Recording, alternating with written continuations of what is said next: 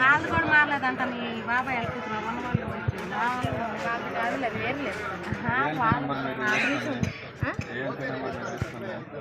5330 5330.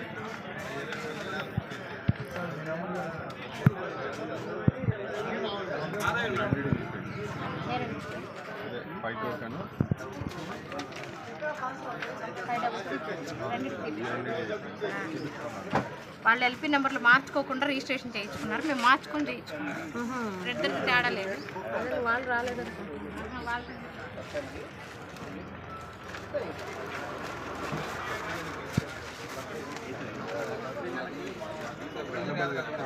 వాళ్ళు వచ్చారు కదా మీరు వచ్చాము. మరి అదేమో మాగానే ఉంది. ఇప్పుడు కొలవడానికి మనం వీలు లేదు ఉన్నాం కదా. మళ్ళీ మరి తర్వాత మరి గురువు వచ్చిన తర్వాత డేట్ ఇస్తారా? అనుకోండి, అప్పుడు మీరు వచ్చి కొలవడానికి అవకాశం ఇస్తారు కదా అన్న. ఈ రెండింటి మీరు కొద్దిగా ఎల్పీ నెంబర్ చెప్పవా? దాని మీద వేసి కొద్దిగా సిస్టమ్ ఆన్ పెట్టారంట. మరి ఆ ఫైల్స్ మాకు ఇస్తారా లేదా మీ దగ్గర ఉంచుకుంటారా? మళ్ళీ ఫోన్ చేస్తారు. వాళ్ళు ఫోన్ చేసినప్పుడు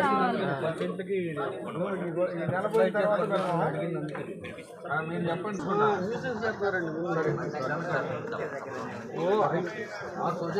మీ పేరేంటనా?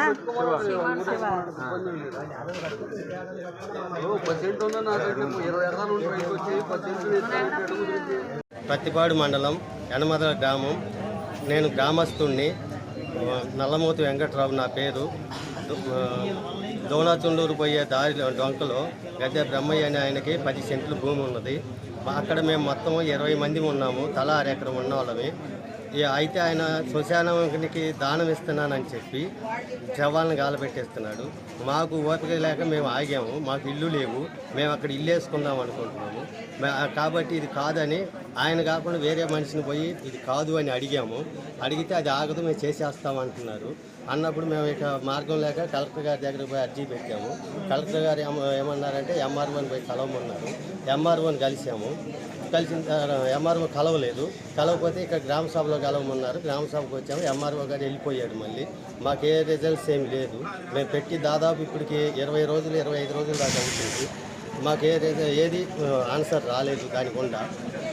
కాబట్టి ఆ చుట్టూ ఇప్పుడు ఆ శ్మశానం పెట్టిన 10 సెంట్ల చుట్టూ ఎంతమంది రైతులు? మేము 20 మంది ఉన్నాం. ఎన్ని ఎకరాలు పొలం అండి? 20 మంది 10-12 ఎకరాలు ఉంటుంది. 10 మనిషికి 1/2 ఎకరం 60 సెంట్లు వాళ్ళమే మేము 10 సెంట్లు. ఇందులో కొన్ని ఆడపిల్లలకి పశు కుంకాల కింద ఇచ్చినవి కూడా ఉన్నాయి. మరి వాళ్ళేమో ఇప్పుడు మా పరిస్థితి ఏందని ఆడపిల్లలు వచ్చి తల్లిదండ్రులను ఇబ్బంది పెడుతున్నారు. మరి మేము రేపు ఇల్లు వేసుకోవాలన్నా మాకు ఇబ్బంది అవుతుంది. మరి ఏదో ఓపికొచ్చినాడు మేము సన్నకారు రైతులు కూలిపోయేవాడు. మాకు కూడా మరి రేపు పొద్దున ఇల్లు వేసుకోవాలంటే మేము ఇలా వేయాలంటే వేయలేము కదా. ఏదో మా ఓపికొచ్చినాడు వేసుకుంటాం. మా ఊళ్ళో ఇల్లు కూడా లేదు. ఎంక్వైరీ చేసుకున్నా మాకు అభ్యంతరం లేదు. ఆల్రెడీ ఇప్పుడు ఏంటంటే 4-5 శ్మశానాలు నడుస్తున్నాయి. హిందూది ఒకటి ఉంది, క్రిస్టియన్స్ ఒకటి ఉంది.